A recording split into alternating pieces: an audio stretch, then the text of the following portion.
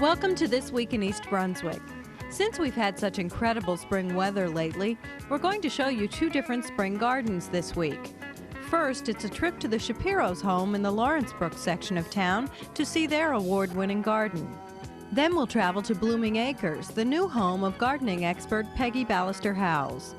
One of Channel 8's programs, Aging Aspects, is up for a National Video Award. Patty Sullivan talks about that.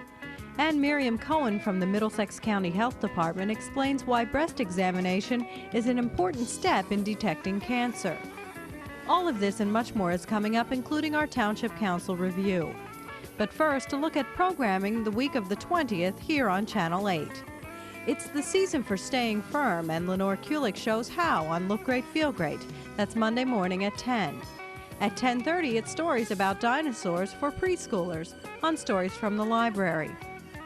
Tuesday evening, watch In Print, a program about books and authors at 7 o'clock. On Wednesday, Dolly Vasta spends the evening with Gregory Hurst, the producing artistic director at the George Street Playhouse. That's at 7:30, and at 8 o'clock, the State Teen Arts program is featured on the arts. Thursday evening, stay tuned for another edition of This Week in East Brunswick at 7 and 8. And at 7:30, Patty Sullivan introduces senior celebrities on a trip through the Senior Center on Aging Aspects. If you miss any of these programs during the week, check the Channel 8 program schedule for a list of reruns on Saturday morning.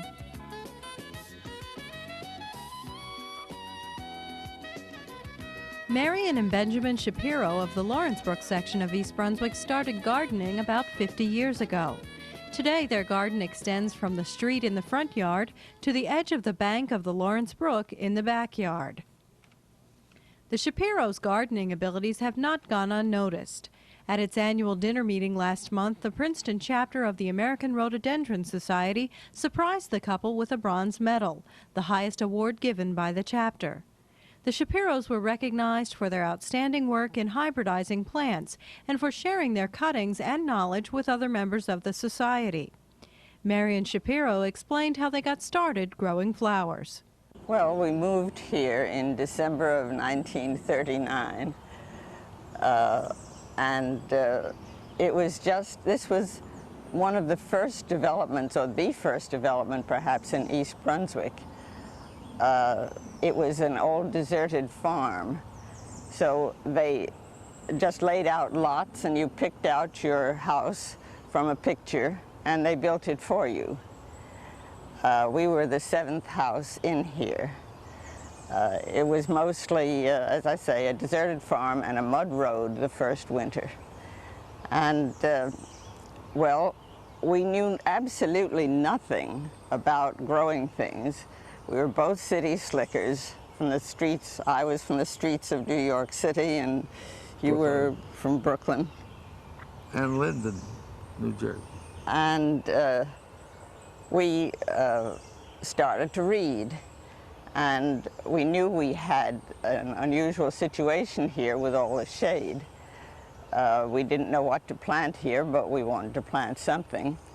So we tried lots of different things. We tried forsythia and shrub roses and some other plants, perennials and shrubs that almost anybody said would grow in partial shade. And we learned that their partial shade was not our partial shade. We had a very special situation. Well, the one thing that did for us well were some azaleas we had bought. And so we started to learn about them. They are a type of rhododendron. And one thing led to another. We gradually cleared out the undergrowth and planted the shrubs. I guess part of our inspiration was visiting the college farm. Yeah. They had a rhododendron garden there. And that kind of inspired us with the layout of the beds and all. And, well, it's just grown since then. I think it might be of interest to point out the difference between growing something from seed and reproducing a plant exactly from some part of the plant, because people do seem to get confused about this. Now, if you cross two plants and grow seeds, let the seeds develop and plant the seeds. Each one of those little plants will be unique. It's like having children. You could have a dozen children and each would be unique. When you want to reproduce a plant exactly, you never use seed. You use a part of the plant. Now, rhododendrons are not too easy to just cut a part of the plant and stick it in water. But in essence, that's what you do. You take a growing part of the plant and force it, or rather induce it somehow or other, to produce roots and to start growing. And what you get then is an exact reproduction of the plant that you got the piece from. So that's the fundamental difference between hybridizing and growing new plants. They'll all be different. And reproducing vegetatively, when you will get an exact replica of the parent. We're not scientists, you see, so we don't think in terms of genetics and all that sort of stuff. But we do it practically. We walk around the garden, and it's called backyard hybridizing. And we say, isn't that a nice shrub? And we see another one say, isn't that a lovely shrub? Now, if we could have the size of that flower plus the color of this flower, we'd have a wonderful thing, wouldn't we? So we take the pollen from one and apply it to the other. And then when the seeds are formed, of course we mark it so we know what we did and where it is. We collect the seeds, plant the seeds, and up will come these little children of this cross. And we grow them on. And when they are old enough to bloom, we find a variance, different color combinations, different aspect, way of growth. Some are more beautiful than others. So when they're not very beautiful, we just discard them. We figure we have something like 600 plants altogether, of which something like 300 are rhododendrons, of which something like half are our own crosses. There's a lot of work, actually, and some of it's pretty difficult, but you'd say very it's important to us, this hobby. A labor of love. Labor of love is and we've met some mighty nice people who also are in love.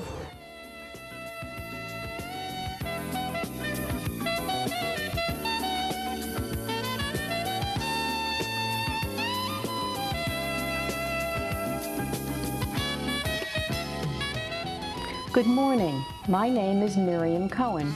I'm the nursing supervisor for the Middlesex County Health Department.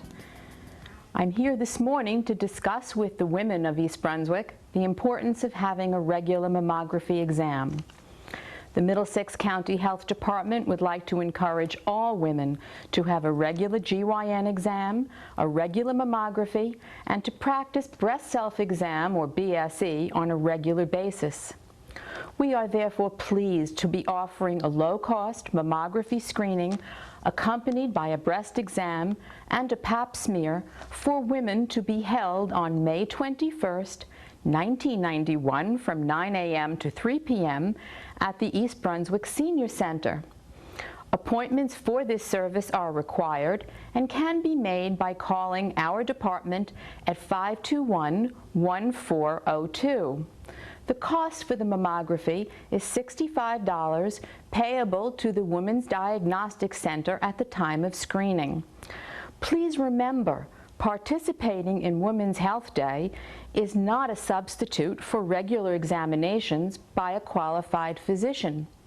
We invite all women 35 years and older to call our office to make an appointment for this important exam. Before I conclude, I would like to review with you the American Cancer Society's recommendations for mammography for women. For women between the ages of 35 and 39, it is recommended that you have what is called a baseline mammography. In addition, it is recommended that you do monthly breast self-exam. For women between the ages of 40 and 49, a monthly breast self-exam is recommended, a professional breast exam is recommended yearly, and mammography should be done every 1 to 2 years depending upon your individual risk. For women ages 50 and over, monthly breast self-exam is recommended, professional breast exam is recommended yearly, and a yearly mammography exam is also important. Please note, at all 3 age categories discussed, monthly breast self-exam is emphasized. This is because the majority of breast lumps are found by women examining themselves. It is very important that we take this step to promote good breast health. So please, both Middlesex County Health Department and East Brunswick Township urge women over age 35 to call 521-1402 to schedule an appointment. Thank you so very much.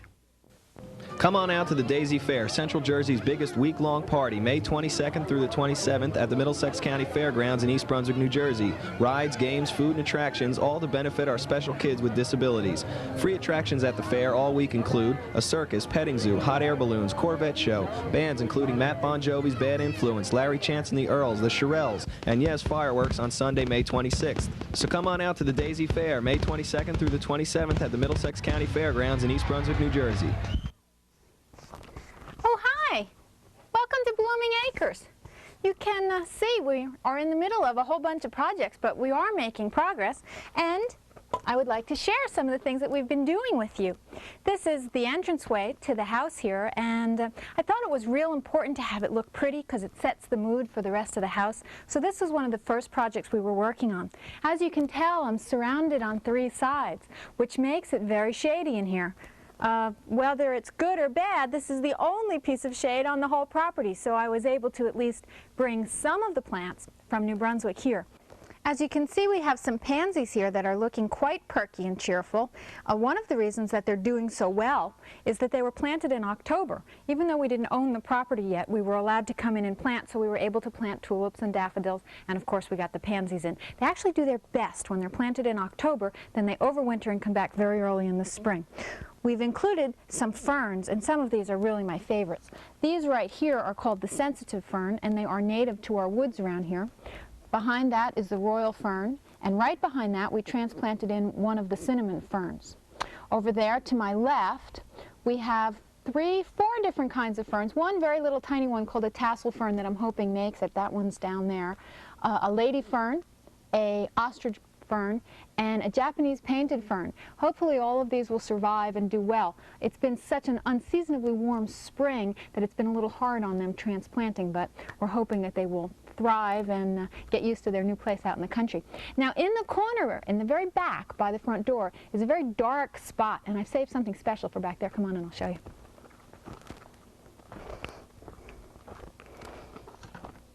Now you can see this really is a dark corner, and not much would really grow here. I would be very hesitant even to put a shrub in, and the reason for that would be that it's so close to the house that having any kind of a shrub in here might have the disadvantage that if you ever needed to get to work on the siding or to get into this corner for some reason, the shrub would be in the way. So we're going to plant these elephant ears.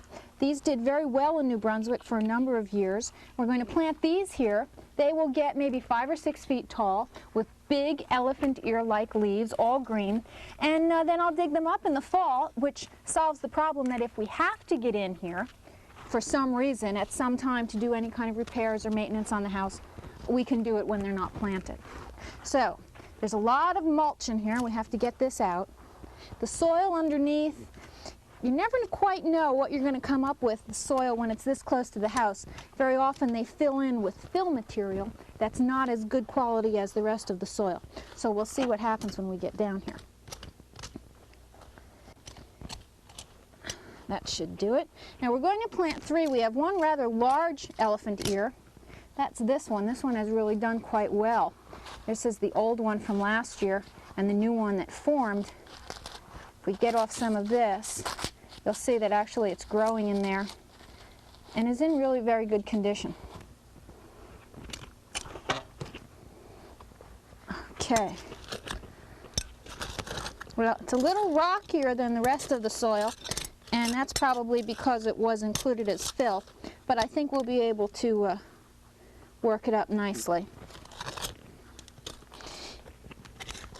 Okay.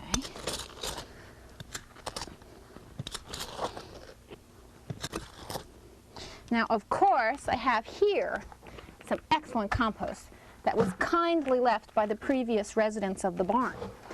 So it's excellent quality, it's very old. It was way back on the side of the barn, so I suspected that it had been back there composting and aging for some time. You can see it's a nice brown, crumbly texture, excellent to improve the quality of the soil. Okay. Okay, now that's beginning to look pretty good. Of course, just a touch of fertilizer.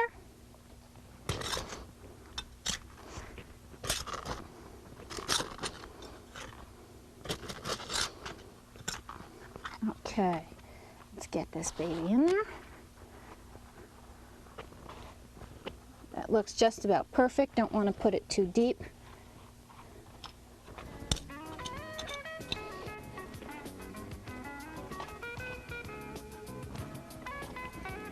Now, I have 2 little tiny ones that we'll put right here. We'll make a triangle, and that should do just nicely. We'll put the mulch back, and you'll be amazed. In just a couple of months, they'll be 5 or 6 feet tall. We'll see you next time here at Blooming Acres.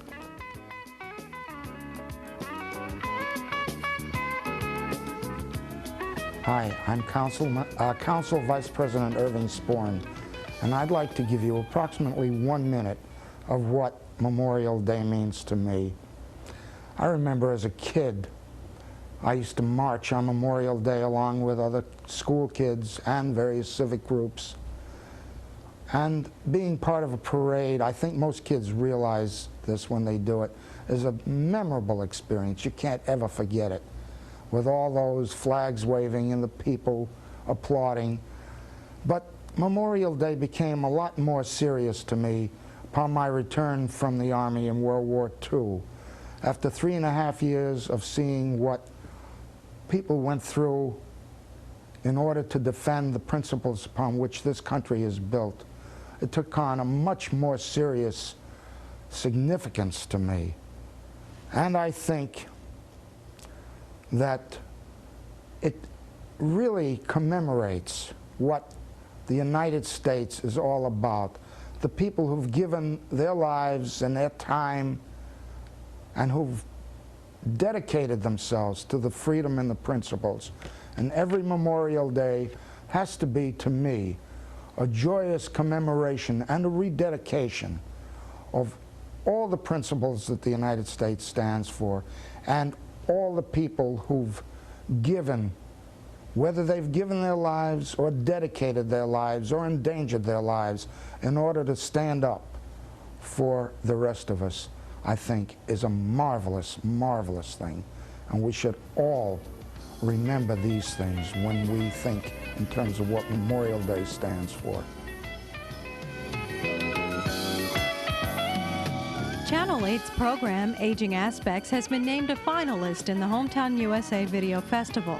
The program entered was part 1 of the Hospice and Alternative Care Style series. Aging Aspects producer Patty Sullivan talked about the contest and why she entered it. We entered the Hometown Video Contest with our program because we really believed that it was of excellent quality and the message that it was going to relay to us was very important, not just for our community, but for many communities.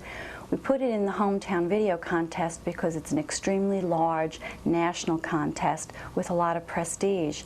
As a matter of fact, this year they had 2,063 entries from over 37 states in this country alone. The hospice program was a special one, and because it has affected many people, Patty thought it was representative of Aging Aspects. Aging Aspects is a program on our local cable station, and it shows programs monthly to do with senior issues. This particular time we decided to do one on hospice as an alternative care style to the last stage of life. This was to help the public realize that there is an alternative to this kind of dramatic end to one's life, and that they can have control and dignity brought back, and that there's nothing wrong with traditional care. There is an additional type of choice, and we wanted people to realize, not just elderly, but all people, that there are choices that can be made. Hometown USA is the largest and most diverse cable programming competition in the United States. Patty talked about what it means to the township. I think there are threefold issues here. One is the township itself, and of course recognition for a job well done is always appreciated, and I think important to receive at times. East Brunswick has never had this honor before, so I think it serves them well to receive this. The seniors, because they understand that their issues can now have national importance. And that's a very strengthening thing for the inside of a group of people that feel very often neglected. So I think for them, it gives them an importance that they also deserve. As far as myself goes, it's like a dream come true. You conceive of an issue and an idea, and you build it, and you're pleased with it, but you don't know how it will be received by others.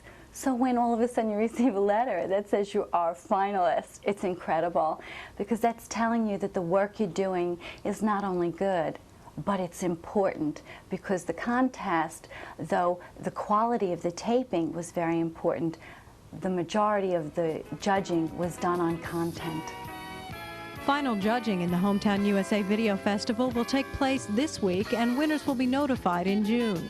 Awards will be given out on July 25th at the National Federation of Local Cable Programmers Convention in Portland, Oregon. Hello, I'm Judith Leblein, Parade Director for the 1991 Memorial Day Parade and Ceremony, and I'm here this evening with the co-chairman of the Fundraising Committee, Councilman Tom Clark and Councilman Dave Zarnowski. Tom, how are we doing on the fundraising campaign? Well, I'm very happy to report to you that we're doing just great. We've collected more than last year's money that came in. We're at $9,955. So we've surpassed last year's amount. We're close to the halfway mark now. Yes, we're looking to break that 10,000 mark. Terrific. Dave, tell me, is it still time to participate? Plenty of time to participate. To date, we have 97 units participating in the parade. We expect to have over 1,500 marchers. No donation is too small. Whether you'd like to make a cash donation, donate services. We're also in desperate need of convertibles for use for the dignitaries and the vets in the parade. If you could please come forward with any type of automobile you could donate. Call the Parks Department at 390-6983. Additionally, anyone who contributes $250 or more will be presented with a commemorative poster at the council meeting on May 21st. Thank you. It's very exciting. We've almost hit halfway, and we're going to go over the top for you. Terrific. Thanks for your help. Just a reminder, the Memorial Day Parade is Sunday, May 26th, starting at 1 o'clock. There's still time to get involved, and most importantly, get out there to cheer on all the community groups out showing support for veterans of all wars. Thank you. At Monday night's Council Action Meeting, Council President Ira Oskowski presented a proclamation announcing this week as Public Works Week. And whereas the efficiency of the qualified and dedicated personnel who staff Public Works Department is materially influenced by the people's attitudes and understanding of the importance of the work they perform. Now therefore be it proclaimed that I, Jackson Auger, Mayor of the Township of East Brunswick, do hereby proclaim this week of May 19th through May 25th, 1991, as National Public Works Week in East Brunswick, and call upon all citizens and civic organizations to acquaint themselves with the issues involved in providing our public works and to recognize the contributions which public works officials make every day to our health, safety, comfort, and quality of life. One ordinance on the agenda is to authorize an interlocal service agreement between the Township of South Brunswick and East Brunswick for an emergency water connection. Township Finance Director Lou Neely explained the arrangement. Without that ability, we would then have a limited flow that could come from New Brunswick because of their capacity to push it against our head. We would also be able to take up to 1 million gallons to give us firefighting protection and flow from South Brunswick because they have a higher head pressure and they would flow right into our system, and we wouldn't have any requirement to pump that. That is just an illustration, and that's only pulling Mr. Obleski's leg. Of course, he wouldn't allow a pump to blow up, but it is possible that someone putting in guardrails could ruin one of our lines again and damage one of our main distribution lines, or the line could break, or some cause, and have our 36-inch line or a 30-inch line break and have major disruption in town with our ability to flow water. With that interconnection with South Brunswick, we would have the ability to flow at least 1 million gallons of water into our system. Also this week, the council rejected a risky investment plan that could have profited the township by almost $200,000. The council cautiously asked Finance Director Lou Neely about the plan. Neely explained that in the plan, the township could issue municipal bonds at 1 yield and invest township money in higher-rated, higher-yield municipal notes. Neely's plan met all state and federal laws, but the council wanted a state guarantee. Neely noted that the state couldn't guarantee a plan of this nature. Officials will look into alternative ways of investing township monies. Hi, I'm Scott White, president of the senior class here at East Brunswick High School. I'm just outside the gymnasium getting prepared for the last senior activity this year. The senior faculty basketball game, allows approximately 20 male and female seniors and 20 male and female faculty members to compete in basketball game. This is one of our last fundraisers for the prom. Being that this is our last fundraiser, I'd like to take this opportunity to thank my other council members, Rachel Schwartz, Josh Block, and Brian Slater. And on behalf of all of us, we'd like to present a very special thanks to Miss Guido and Miss Flynn, our class advisors. Without them, all these activities never would have happened. Thank you.